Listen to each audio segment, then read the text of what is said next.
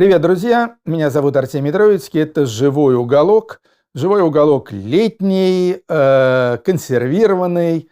То есть он выходит не в качестве стрима, не в качестве прямого эфира с диалогами, вопросами и так далее. А просто я вам сейчас расскажу кое-что про Андрея Вадимовича Макаревича. Я думаю, монолог этот мой будет в двух частях. Часть первая.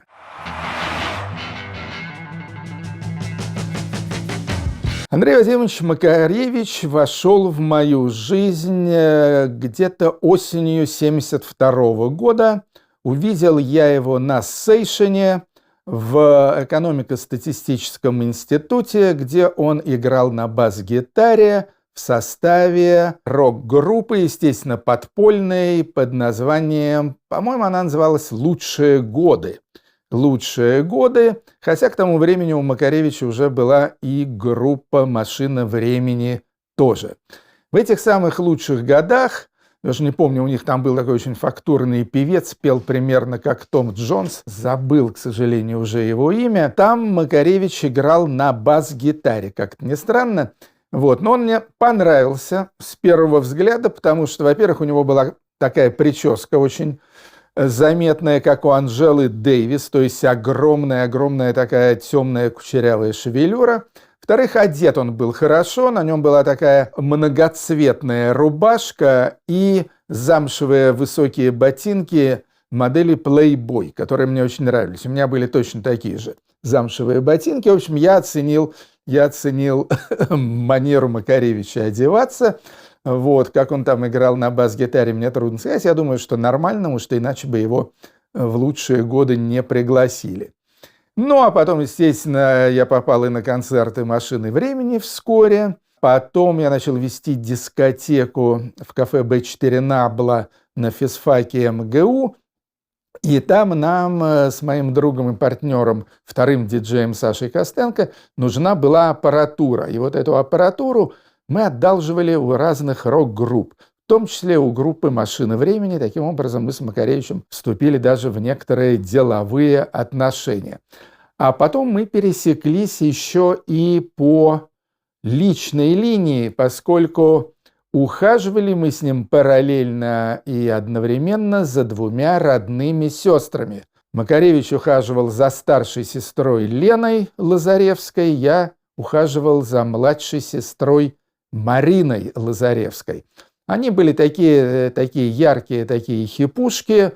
Лена была посветлее, такая похожа на какую-то такую европейскую девушку. Да, они, кстати, естественно, как это было модно в те годы, они все говорили, что они польки на самом деле. То есть быть простой русской девушкой или там украинской считалось не особо почетным, а сказать «я полька», это было круто. Причем моя Лазаревская, которая Марина, она еще и одевалась, подражая Марыле Радович. Тогда была очень популярная такая польская певица по имени Марыля Радович. У нее был суперхит даже в Советском Союзе «Колоровые ярмарки». Эта Марыля, она одевалась там во всякие длинные шелковые балахоны, там бусы и так далее. Такая очень хиповая у нее была манера одеваться, какие-то платки. И, значит, моя Лазаревская тоже примерно в том же духе принаряжалась. Как-то мы так с Макаревичем, в общем, познакомились, сблизились и так далее. К музыке и песням «Машины времени» у меня было отношение всегда двоякое. Потому что, с одной стороны, они мне нравились, скажем так, как поп-музыка, потому что я вообще считаю Макаревича и Кутикова очень хорошими поп-композиторами. Они сочинили энное количество прекрасных мелодий, не только песня «Вот новый поворот» или там «За тех, кто в море». Это уж совсем такие разухабистые кабацкие. Но у них было очень много красивейших мелодий и помимо этих суперхитовых песен. Как поп-группу я «Машину времени», в общем-то, всегда ставил высоко и постоянно во всяких интервью и даже книгах и так далее я говорил, что если уж и давать такую кличку «русские Битлз», на самом деле стопроцентных русских Битлз, конечно, не было, но ближе всего к понятию «русские Битлз» подходила «Машина времени».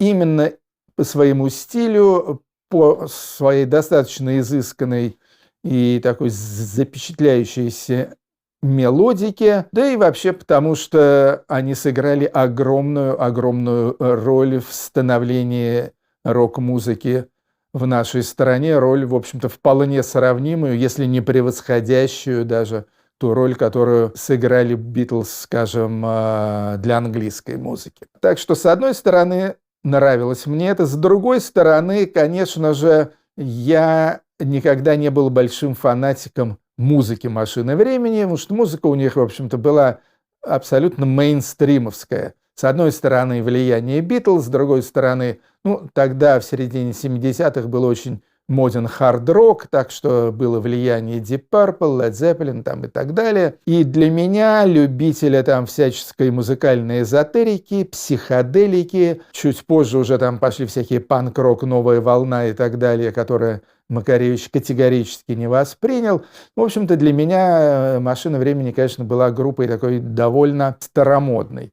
При этом мне очень нравились тексты их песен. Да, кстати, по поводу Битлз еще хочу сказать, что мне Макаревич рассказывал, что вообще для него вся рок-музыка началась именно с Битлз. Папа, который был виднейшим советским архитектором, был выездной. Выездными назывались люди, которых выпускали за границу, причем даже иногда в капиталистические страны. Так вот, он из какой-то капиталистической страны привез сыну Андрею подарок, альбом Beatles «A Hard Day's Night». И, собственно, вот эта вот пластинка, альбом Beatles 1964 года, она и изменила жизнь Андрея Вадимовича. Вот. Правда, группу, по-моему, он мне рассказывал, они в школе создали какую-то группу, где пели какие-то там чуть ли не английские народные песни, а потом это все как-то постепенно перешло на вот эти биг-битовые рок-н-ролльные рельсы. Что мне у Макаревича нравилось, так это тексты. Тексты у него очень сильно отличались от того, что тогда пробовали наши группы.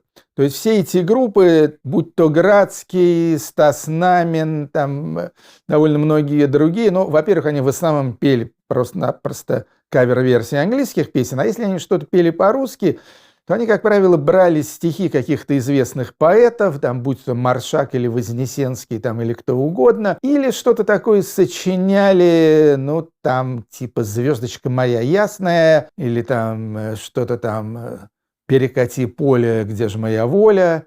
В общем, это было неинтересно. «Машина времени» пели песни «Сегодня битва с дураками» или там «Все они марионетки в ловких и натруженных руках» или «У вас сегодня день рождения, кто-то там, значит, ухлёстывает за девушкой». В общем, какие-то там сценки из жизни и так далее. В общем, мне это нравилось.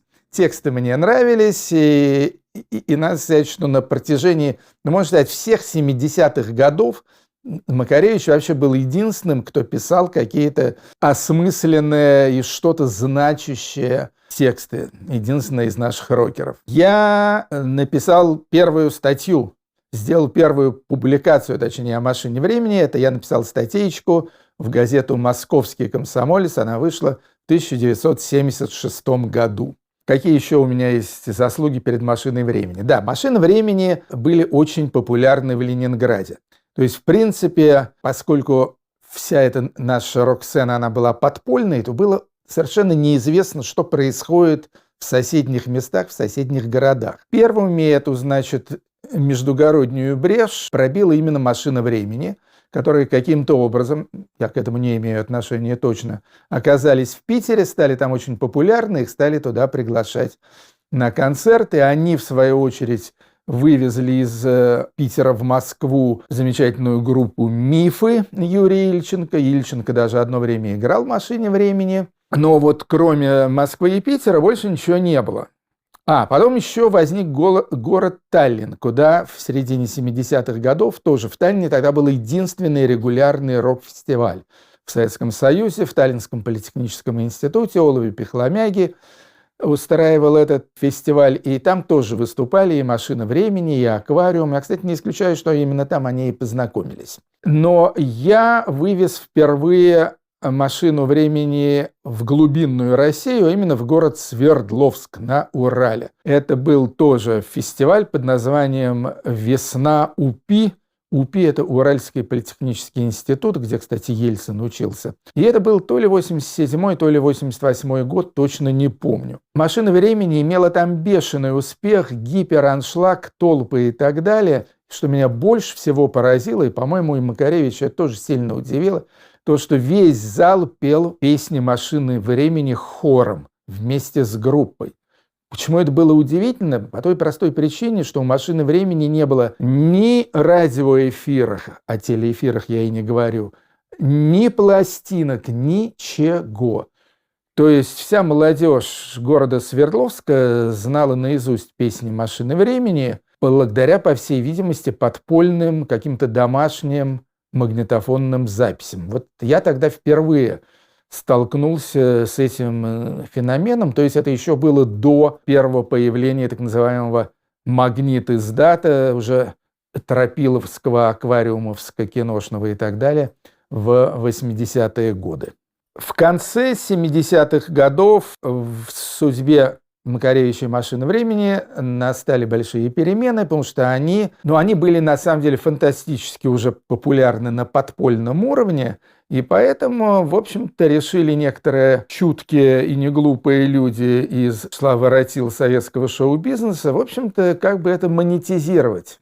И пригласили их в Росконцерт, Московскую областную филармонию, и там они стали выступать. Естественно, это было сопряжено с определенными компромиссами, то есть там худсоветы, песни советских композиторов и прочее, и прочее. Но, тем не менее, на качество музыки в худшую сторону это не влияло.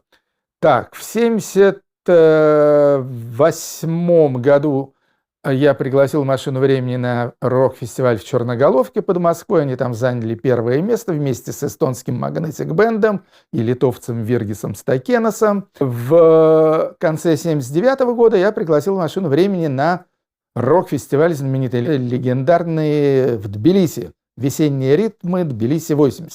Там «Машина времени» тоже заняла первое место вместе с магнетик-бендом, а Виргиса Стакеноса там не было. В общем, короче говоря, началась у Макаревича профессиональная жизнь, и тогда же примерно одновременно я познакомился с Гребенщиковым и группой «Аквариум». И они перешибли у меня как бы интерес к «Машине времени». Стал я всячески проталкивать, в том числе и в Тбилиси и так далее. Сначала «Аквариум», потом «Майка», «Цоя» с кино и так далее. На что Макаревич, судя по всему, немного обиделся. В частности, написал песню «Барьер», где есть такие строки: «Тебя всегда манил запрет, ты шел как бык на красный свет». В качестве морали там были другие строки, что типа: «А если все открыть пути, то куда идти и с кем идти, ты уже не знаешь, потому что тебя только вот этот самый запрет, эта красная тряпка,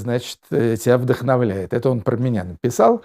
И, в общем-то, это было совершенно справедливо, надо сказать. Я, на самом деле, любил всякие приключения. Запрет меня как-то, запретный плод, Forbidden Fruit, меня действительно манил. Тем не менее, в общем-то, какие-то человеческие дружеские отношения у меня с Андреем Вадимовичем продолжались. Помню, мы с ним какие-то сюрные, у меня есть воспоминания, типа как мы с Вадимовичем поехали в город Ленинград, где у него были знакомые фарцовщики, поехали закупать у них шматье. Помню, Макаревич там затарился такой классной такой дутой, модной какой-то американской курткой. Что я купил, не помню. Может быть, джинсовый комбинезон, может, там еще что-нибудь. Андрею Вадимовичу всего наилучшего. Вам тоже. Пока.